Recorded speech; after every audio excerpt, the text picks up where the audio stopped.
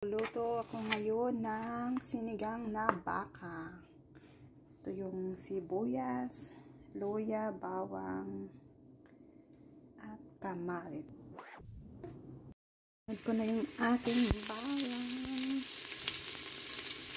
Sarap kasi ngayon, magsabaw dahil malamig ang panahon dito.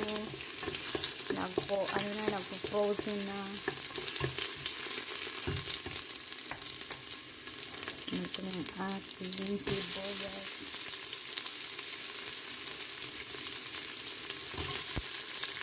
Masarap kasi itong baka isigang kaysa baboy.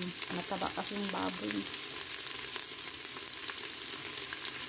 At yung baboy ako lang magkain ng kain. Yung isa kakain lang isang beses o dalawang beses. Hindi na uulit kasi mataba. Kamatis.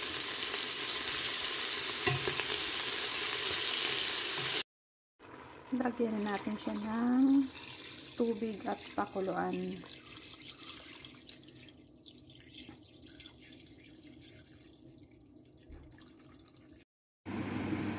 Ayan, ilagay ko na yung aking gulay na pichay.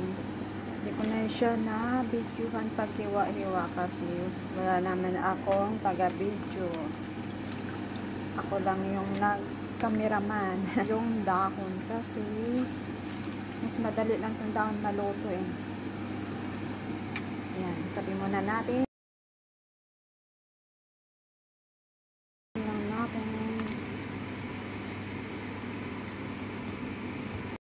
Ayan, napuno na yung aking kaldero.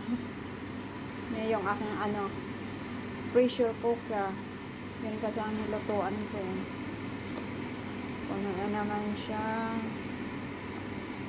Mas maraming gulay, mas masarap. Sunod natin mamaya-maya yung ito. At yung ito. Ayan, magkasya na siya kasi tinanggal ko yung yung may buto. Tinanggal ko para magkasya. Ilagay ko yung aking dahon ng pichay. Yan, nilagyan ko ulit siya ng kamatis. Ayan, luto na yung aking sinigang. Para hapunan, makakain na rin.